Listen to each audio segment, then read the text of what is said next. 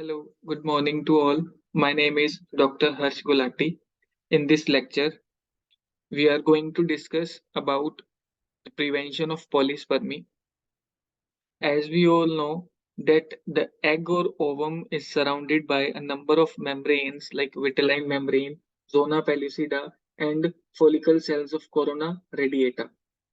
When the fertilization takes place, sperms try to get entered inside the membrane of ovum, and during this, certain chemical reaction takes place that blocks the further entry of sperm. And this further entry of sperm, there are two mechanisms which prevent the polyspermy. Let us discuss one by one.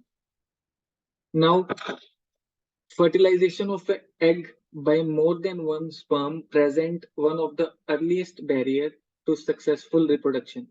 And fertilization of multiple sperm or polyspermy leads to a chromosomal abnormalities and is lethal to the developing embryo.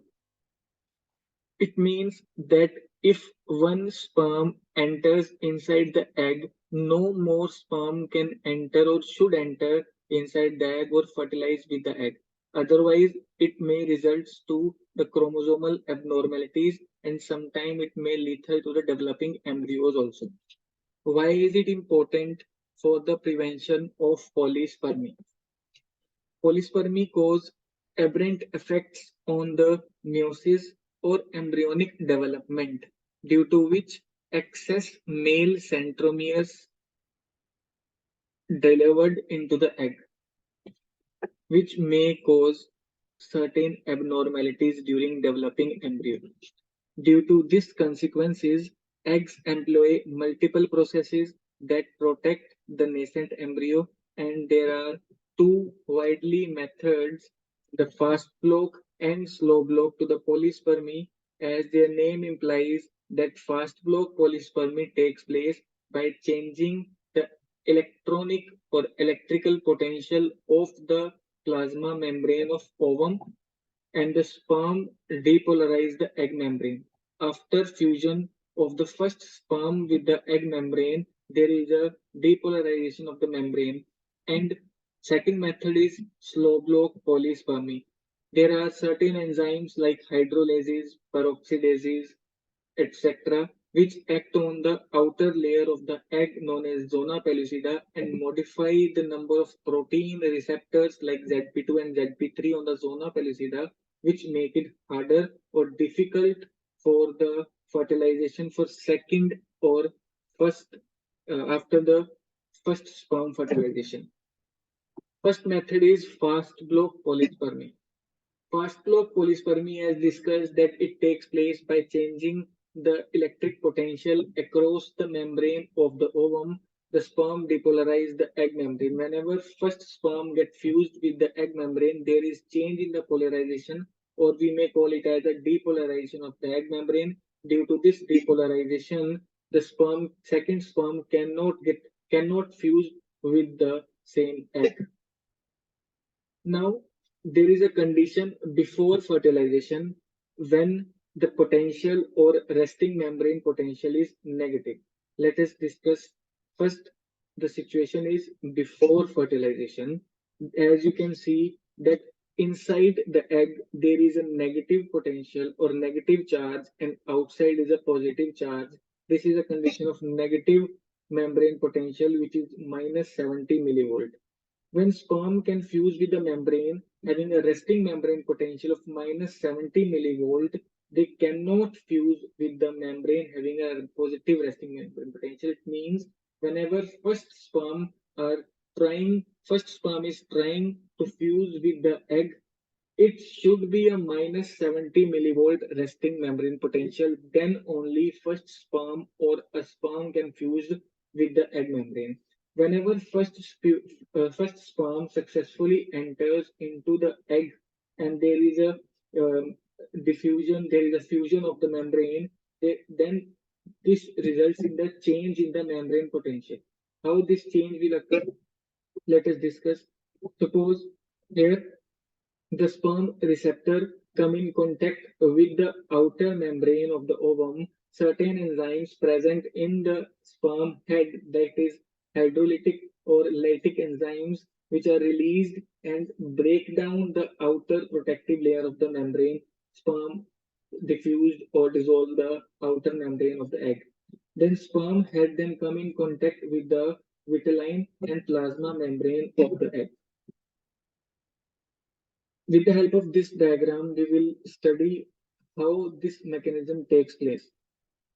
Sperm can fuse, as I told you, that sperm only can fuse with the egg whenever there is a resting potential of minus 70 millivolt. They cannot fuse with the membrane having a positive resting membrane potential. In the first diagram, you can see that here the resting membrane potential is minus 70 millivolt. At this potential, sperm get fused with the membrane, and there is a reaction between these two membranes, like sperm head or outer membrane of the egg, and certain enzymes which are responsible for this dissolving of this outer membrane of the egg. There are a number of lytic enzymes like hyaluronidase. Then, after entering into the egg membrane, there is a change in the membrane potential of the sperm of the ovum egg. There is a releasing of the calcium ion, which leads to the opening of the chloride ion, due to which there is a change in the membrane potential. Whenever the membrane potential gets changed from minus 70 and there is a positive charge inside the membrane, then no second sperm cannot fuse with the egg membrane, because now there is a depolarization of the egg membrane. Due to this depolarization, second sperm cannot fuse with this egg. Then what happened after the fertilization? Let us discuss in detail. Here, a number of membrane proteins and cytosolic proteins are present, and we have studied a number of cascade pathways like cell signaling are going on in our cell, like this. In the egg or cytoplasm of the egg, there are number of pathways going on. Like within 1 to 3 seconds after the binding of the first sperm, sodium enter into the egg membrane. After fertilization, there is a movement of the sodium ion outside to the inside of the egg from the sperm to the egg cytoplasm. Then after entering of the sodium ion into the ovum, the membrane potential shifts to plus 40 to plus 20 to plus 40 millivolt. Right? Due to the entry of the sodium ion, there is a change in the potential. Positive charge get entered into the sperm from sperm into the egg membrane. Then another mechanism or another pathway is going on, like there is a membrane bound protein like PIP2 and DAG. Due to the DAG IP3 pathway, there is a protein which is IP3 ionositol triphosphate. This IP3 binds with the receptor for the IP3 receptor IP3R on the endoplasmic reticulum. When IP3 gets bind with the endoplasmic reticulum, this receptor gets activated, and after activation of the receptor, there are a number of calcium ion present inside the endoplasmic reticulum, which efflux, or there is an efflux of the calcium ion from endoplasmic reticulum, and there is attachment of the calcium ion with the chloride ion transporter, which is present on the egg membrane, as you can see in red color bars. This is the receptor. When calcium ion bind with the receptor, it gets open, and after opening of the chloride ion, this chloride ion moves from inside to the outside of the egg membrane, and due to the movement of minus chloride ion from inside to the outside of the egg membrane, there is also another change of the membrane potential, and now positive charge inside and negative charge outside. This depolarization due to the entry of the first sperm leads to the change in the membrane potential, which resulted in the prevention of polyspermy. Now there is a depolarization, and just because of depolarization, no second sperm can enter inside the egg. This is how the fast block polyspermy occurs. Now, as I told you that due to a change in the membrane potential, after first sperm, no sperm can enter inside the egg. With the dissolution of these layers, the depolarization of the plasma membrane, another sperm or spermatozoa do not receive the trigger to undergo acrosomal reaction and cannot penetrate the egg membrane. Sometimes this fast block may lead to some problem, or there is no fast block, or after fast block there is another barrier like slow block polyspermy. The fast block of polyspermy is transient since the membrane potential of certain organisms like sea urchin remain positive for only about a minute. That is why it is known as fast block. And this brief potential shift is not sufficient to polyspermy in some case, which is very rare and which can still occur if sperm bound to the vitelline envelope are not completely removed.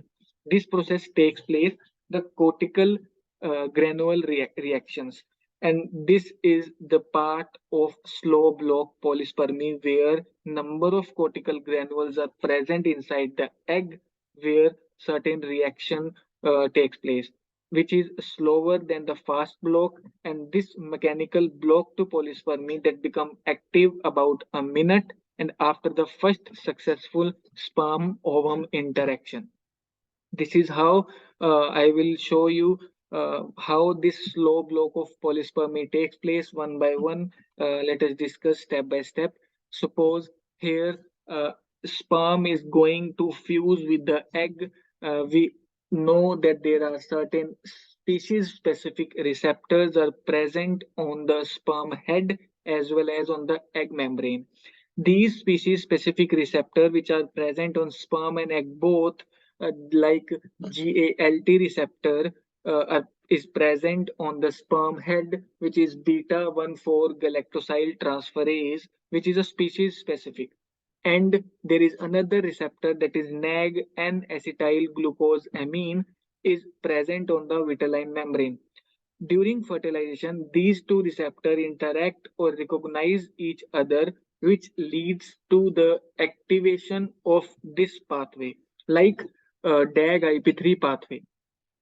Now, this PLC mediated pathway, this activates the membrane bound protein PIP2, which activate another protein PLC phospholipase C. Once the sperm bind, the plasma membrane of the sperm and ovum fuse, and the fusion of these two membrane cause release of this IP3, inositol triphosphate.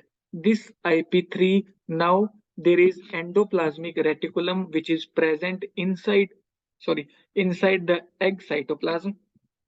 On the endoplasmic reticular membrane there is the receptor for IP3 for inositol triphosphate, IP3R. This IP3 now bind with the IP3 receptor. Then after binding with the IP3 receptor, it leads to the removal of the calcium ion or transfer of the calcium ion from endoplasmic reticulum to the cytoplasm of the egg. Then these calcium ions start trigger the cortical granules which are present inside the egg membrane, and these cortical granules are filled with enzyme which is known as NAG N-acetyl glucose aminidase. This cortical granules, these all cortical granules now get fused with the membrane of the egg. After fusion of these cortical granules with the egg, there is exocytosis of these enzymes and acetyl glucose aminidase. These enzyme Now the enzyme N-acetyl glucose aminidase dissolve all the nag present outside or on the membrane of the egg. After dissolving the nag, second sperm cannot bind with the egg membrane. This is how the dissolving of the nag can prevent the polyspermy. This is how the slow block polyspermy takes place. It is very simple method.